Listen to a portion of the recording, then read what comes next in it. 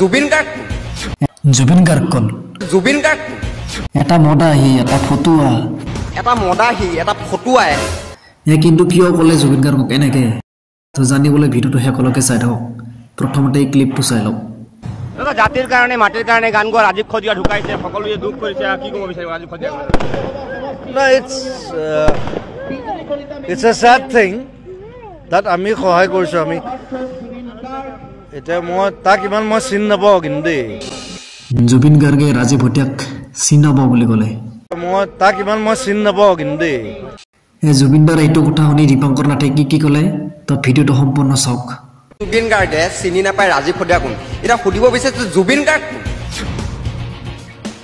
এটা মদাহি এটা ফটুৱাই মঞ্চত উঠি পেলাই যি মদ খাই পেলাই মাতলামি কৰে যে জয়ন্ত মল্ল বৰুৱা সুধিছিল যে সেইটো কোনো গৰুটো এটা গৰু জয়ন্ত মল্ল বৰুৱা ডাঙৰীয়া নে জুবিন গাৰ্গ